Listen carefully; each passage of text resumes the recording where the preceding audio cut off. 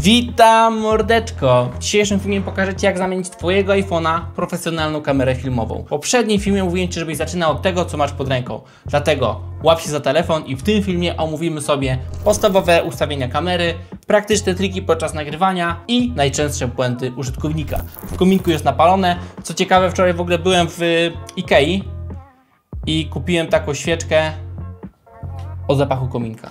W międzyczasie ją sobie rozpalę i dam Ci znać, czy faktycznie pachnie jak kominek, ale w ogóle to jest hit. Ale dobra, zaczynamy. Pierwsze, co bym zrobił, gdybym dostał telefon w swoje ręce, to przeszedł sobie do ustawień, przeskrolował w dół do ustawień kamery. Ja mam menu w języku angielskim, ale ono też jednakowo wygląda w języku polskim. Przejdziemy sobie teraz przez wszystkie ustawienia i zaczynamy od pierwszego Record Video. I skupiamy się tylko na 4K, no bo chcesz jak najlepszą jakość wyciągnąć z tego telefonu. No ale przy 4K są trzy opcje: 24 fps, 30 fps i 60 fps. 24 fps to jest standard kinowy, standard telewizyjny. I tutaj, jeśli na przykład będziesz chciał nagrać film do publikacji na YouTube'a, no to nagrywaj 24 fps, tak wtedy to jest tak zwany cinematic. Kolejna opcja to jest 30 fps i tutaj Instagram, Facebook czy TikTok rekomendują publikację materiałów w 30 fps. Także jeśli Twoje materiały będą szły na przykład na właśnie te platformy, to nagrywaj standardowo w 30 klatkach na sekundę. Kolejna opcja to jest 60 fps i tutaj mamy dwukrotność tych 30 klatek, co znaczy, że w postprodukcji potem można dwukrotnie spowolnić ten materiał, a w przypadku docelowego materiału, jak jest na przykład na YouTube, tych 24 fps, można nawet 2,5-krotnie spowolnić ten materiał, zachowując tą samą jakość, czyli możesz nagrać coś takim tak zwanym małym slow-mo. Kolejna opcja to jest HDR wideo i widziałem już wcześniej, jakiś czas temu, rok, 2, 3 lata temu, że wszyscy twórcy odradzali włączania tej opcji.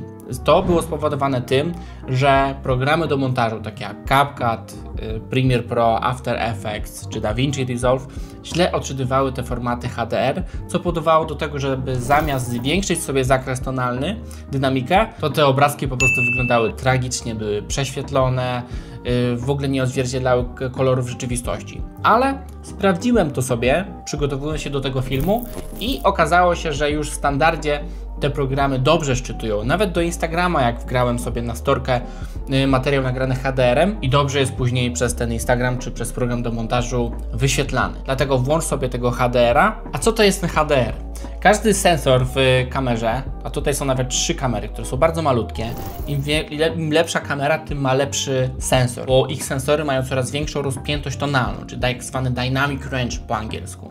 A dynamic range to jest zdolność sensora do pokazywania w tym samym czasie ciemnych i jasnych elementów na obrazku. Wyobraź sobie też, jak na przykład wyglądasz przez okno. No i widzisz jakieś ciemne, jasne elementy, widzisz chmury, widzisz detale na tych chmurach i kamera ma bardzo duże wyzwanie, bardzo duże trudności z tym, żeby w tym samym momencie pokazać te bardzo ciemne elementy i bardzo jasne. I HDR powoduje to, że iPhone nagrywa sobie taki ciemny jeden obrazek, a drugi nagrywa sobie gdzieś tam po środku, powiedzmy, żeby złapać jakby ten idealny punkt, i następny nagrywa na maksa przepalony. To powoduje, że w tle on składa te wszystkie 3 obrazki w jedno, w całość. I co powoduje, że masz zwiększony zakres dynamic range'u, czyli tej dynamiki, i masz więcej detali, więcej szczegółów w ujęciu i dzięki temu te ujęcia wyglądają lepiej. No ale dobra, przechodzimy sobie dalej do kolejnych ustawień.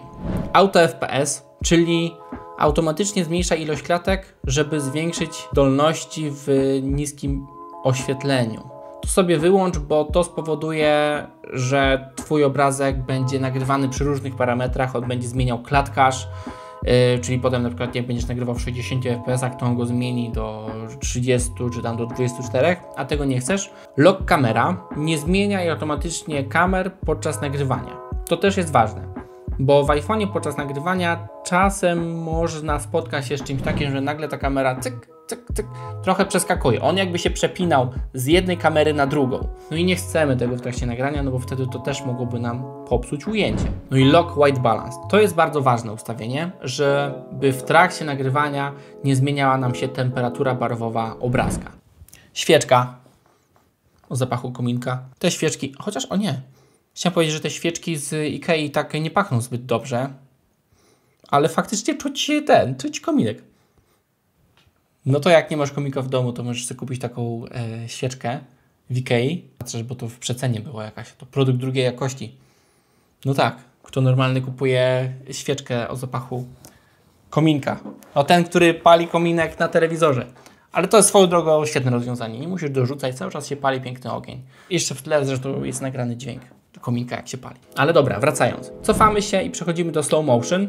Slow motion tutaj akurat w przypadku 12 jest 120 albo 240 fps.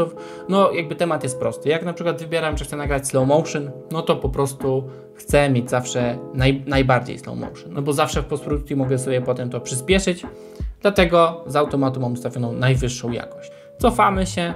Record Stereo Sound to sobie włączamy. Kolejna opcja kompozycja, grid, czyli to jest taka kratka, o której powiem później, ale to sobie włącz. Ustawienie Mirror Front Camera, no ja mam je włączone. Z włączonym ustawieniem to ustawienie powoduje, że po nagraniu Twoje nagranie jest odbite o 180 stopni, tak jak byłoby nagrane w lustrze. Raczej lepiej wyłączyć to ustawienie. Lens Correction to jest bardzo ważne ustawienie, bo każde szkło, każdy obiektyw w jakiś sposób zniekształca to, co widzi.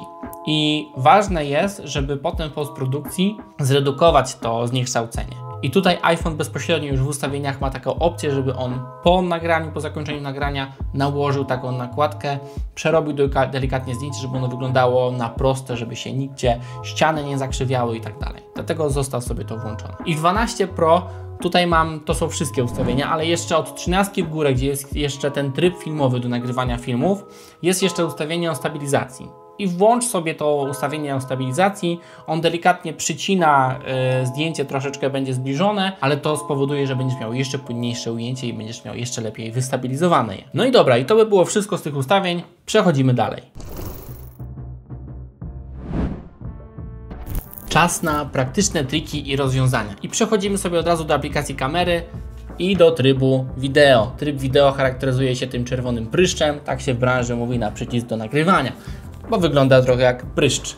No i tak, zaczynamy od kontroli ekspozycji. Tutaj masz taki, u Ciebie w standardzie pewnie jest na początku minus 0,0, a u mnie jest minus 0,7. Kliknij to i to kontroluje poziom ekspozycji.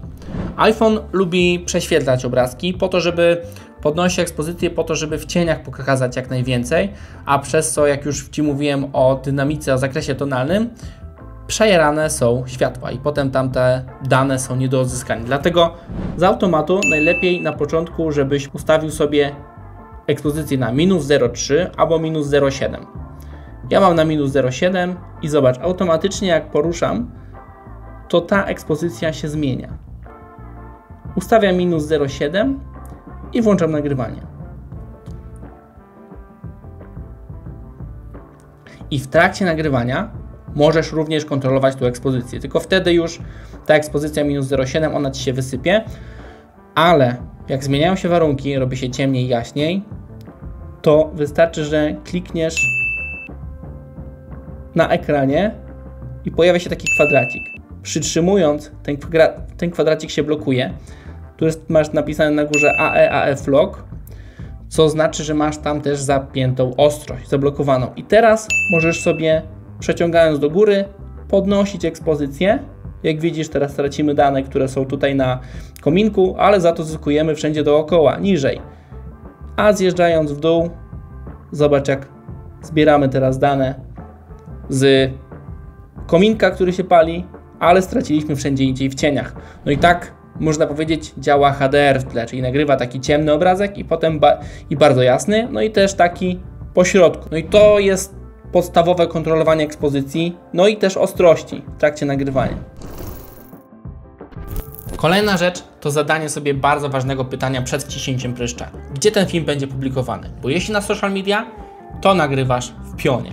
Jeśli na YouTube'a, to nagrywasz w poziomie. Błędem jest wychodzenie z przekonania, że jak nagram w pionie, to potem też dobrze, jak sobie przekadruję to do formatu poziomego albo z poziomego do pionowego. To jest błąd, bo zawsze potem czegoś brakuje, te ujęcia nie są tak dobrze wykadrowane, tak jak byśmy chcieli. Zawsze coś jest albo za blisko, albo za daleko, a zazwyczaj jest za blisko i po prostu nie ma potem powietrza na to, żeby pokazać to, co chcemy, tak naprawdę jak chcieliśmy pokazać. Kolejna sprawa to zadbanie o czystość obiektywu. Bardzo często telefon trzymamy w kieszeni, dotykamy palcami i obiektywy są najzwyczajniej w świecie zatłuszczone. I to powoduje, że ujęcia są takie zamglone, dziwnie się światło rozchodzi, nie są ostre. Dlatego przed wciśnięciem pryszcza zadbaj też o to, żebyś miał czysty obiektyw. Zwyczajnie weź koszulkę, najlepiej jakbyś miał jakąś szmatkę, a zazwyczaj wszyscy mamy koszulki. Staraj się, żeby to było coś miękkiego, nic twardego. Raczej nie korzystaj, nie wiem, z ręczników, które są na stacji benzynowych, takich papierowych. Niech to będzie raczej koszulka, gacie. I zadbaj o to, żeby obiektyw był czysty. Kolejny punkt to praca ze światłem. Jak już Ci dzisiaj mówiłem, każda kamera, każdy sensor w kamerze ma określoną, ograniczoną rozpiętość tonalną. Dlatego im łatwiejsze warunki, mniej kontrastowe dla kamery, tym lepiej. Dlatego staraj się raczej grać razem z kierunkiem padania światła. Czyli jak na przykład masz latarnię za plecach, to graj mając właśnie latarnię za plecami, żeby Ci oświetliła samochód, produkt, człowieka, który jest przed Tobą, niż grać pod światło, czyli ustawiasz człowieka powiedzmy na tle światła, jak na przykład bardzo częstym błędem, który ludzie popełniają na przykład w takich parkach świateł, że stają gdzieś na tle światełek i chcą, żeby ktoś im zrobił zdjęcie, a wtedy wychodzi jedna wielka plama świecąca się, a no człowieka nie widać. Dlatego raczej staraj się robić tak, żeby te światełka, to oświetlenie oświetlało Ci osobę, którą chcesz sfotografować, nagrać, niż odwrotnie. No i oczywiście wykorzystuj naturalne światło. Przechodzimy do następnego punktu. Trzecim punktem jest ruch kamery i to jest bardzo ważna zasada, żebyś pamiętał, że każde ujęcie ma swój początek, rozwinięcie i zakończenie. Taką radę dostałem kiedyś od bardzo doświadczonego operatora i do dzisiaj, jak nagrywam, cały czas w głowie chodzi mi to powiedzenie. I chodzi o to, że jak zaczynasz ujęcie, delikatnie zaczynasz ruszać kamerą, przytrzymujesz i kończysz. Kolejna rzecz to przebitki. Zawsze staraj się nagrać więcej niż za mało, bo możesz przyciąć, ale raczej z rozciągnięciem, z wydłużeniem materiału jest już problem. No w przypadku AI i najnowszego Premiere Pro, no możesz sobie wydłużyć to ujęcie, ale to też jest w jakichś ograniczonych wartościach. Dlatego lepiej zawsze nagrać więcej z tak zwaną zakładką niż za mało. No i podstawowe ruchy, jakie są w nagrywaniu, to płynne panoramy, czyli poruszanie się lewo, prawo, najazd i odjazd, czyli najeżdżamy i odjeżdżamy. Zwróć uwagę też, jak ja pracuję ciałem. Nie widać może mojej całej postawy, bo to będzie elementem kolejnego filmu, jak ja będę mówił o ruchach, ale nie ruszam rękoma, tylko ręce są sztywne po to, żeby kamera, żeby telefon był sztywny i ja ruszam się całym ciałem. Tak samo jak robię panoramę, to robię lewo, prawo, z bioder. No nie na biodrach siedzę, ale no z ramion, z ramion. To jest dobre. I tak wyglądają praktyczne triki i rozwiązania przy nagrywaniu telefonem i z tą wiedzą przechodzimy teraz do najczęściej popełnianych błędów przy nagrywaniu. Trzeci punkt to częste błędy nowicjuszy. I tak jak już dzisiaj mówiłem, zaczynamy od brudnego obiektywu. Zobacz, jaką różnicę robi wyczyszczenie obiektywu i jak strasznie źle wygląda ujęcie nagrane brudnym, zatłuszczonym obiektywem. Pamiętaj, wyciągając telefon, czy nawet małą kamerę typu Pocket, czy jakiś GoPros, przetrzyj obiektyw jakąś szmatką, miękką szmatką, nie twardą, żeby nie porysować, bo to znacznie poprawi jakość Twojego ujęcia. Kolejny punkt to chaotyczne, zbyt szybkie ruchy kamery, tak, że po prostu nie jesteśmy w stanie się skupić ani zobaczyć, co na tym ujęciu się dzieje. Zaczynając nagrania, zaplanuj sobie, co chcesz nagrać. Jak się skupiasz na kole, najpierw sobie nagraj koło. Potem sobie przejdź na kolejny element, na dach, na szerokie ujęcie i chwilę przytrzymaj. Policz sobie 3 sekundy, raz, 2, 3 w myślach, po to, żeby widz, któremu dajesz do obejrzenia ten film, mógł się na chwilę zastanowić i przyjrzeć się temu, co chcesz mu pokazać. Pamiętaj, żeby też stabilizować telefon.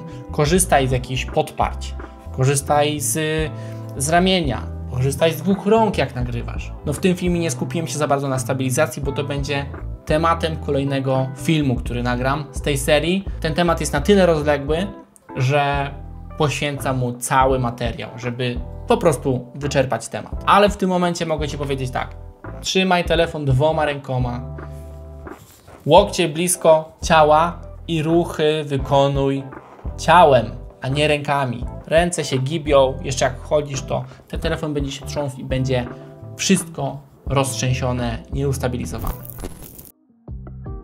Kolejny najczęstszy błąd to nieostrość. Nieostrość zdarza się każdemu, nawet profesjonalnym filmowcom, nawet mi w trakcie zdjęć w telewizji zdarza się, że mam coś nieostre, ale wtedy trzeba szybko reagować na zaistniałą sytuację. I tak jak już dzisiaj pokazałem, po prostu kliknij w ten obiekt, który chcesz, żeby był w ostrości.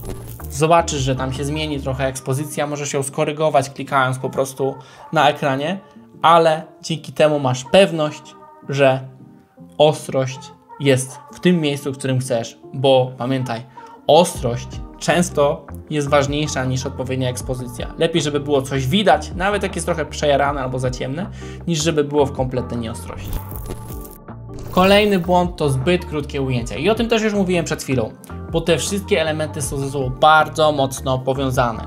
Każdy jeden ruch wpływa na drugi. Ważna jest tutaj praktyka, żebyś ćwiczył to wszystko, żeby to wszystko pojąć. Ja sobie zdaję sprawę, że może być tego bardzo dużo i ciężko to ogarnąć na samym początku, bo też byłem w tym miejscu, w którym jesteś, ale pamiętaj o tych błędach. Pamiętaj o tym, że lepiej zawsze nagrać trochę dłużej, odlicz sobie 3 sekundy, niż za krótko.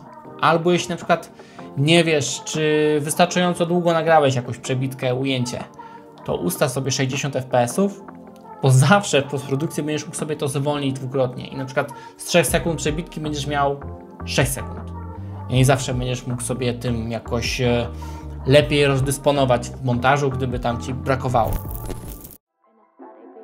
No i czas na podsumowanie, a przy podsumowaniu przypomniało mi się jeszcze, że mówiłem Ci, żebyś włączył sobie kratkę.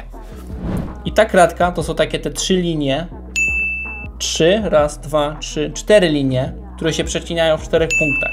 Te 4 punkty, w skrócie Ci powiem, bo ja jeszcze stworzę oddzielny film na temat kadrowania i dokładnie opowiem, co oznaczał te kreski, te 4 punkty, ale w skrócie powiem Ci tak, te 4 punkty to są mocne punkty w ujęciu. Jak będziesz kadrował przy tych 4 punktach, to Twoje kadry będą dużo ciekawsze, dużo fajniejsze. Jak robisz perspektywę, na przykład nagrywasz drogę, albo tu masz horyzont, trzymaj raczej się linii górnej, albo dolnej linii, nagrywając horyzont, w zależności, czy chcesz pokazać więcej nieba, czy więcej ziemi. Nie wyśrodkowuj go, tylko raczej skup się na dolnej albo na środkowej. Tak samo te pionowe linie, to samo znaczą. Kadrowanie raczej w ten sposób.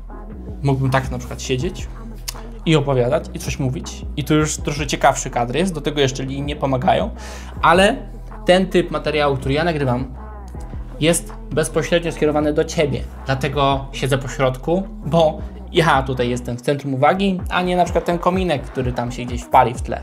A świeczka spoko. Czuć zapach. Kolejny film to będzie film o stabilizacji, a jeszcze kolejny to będzie film o kadrowaniu. Także zasubskrybuj ten kanał i zostaw lajka, jeśli chcesz być na bieżąco. A w poprzednim filmie mówiłem, dlaczego warto zacząć w 2025 roku z filmowaniem i sądzę też, że ten film jest aktualny, jeśli oglądasz ten film w 2026, 2027 i 2028 roku i jeszcze dalej. Dlatego, żeby się przekonać, co mam tam do powiedzenia, to kliknij w film, który tutaj się wyświetla. Zostaw w komentarzu informacje, jakie Ty masz sztuczki i triki na filmowaniu telefonem. To wszystko na dzisiaj. Piąteczka, mordeczko, na razie.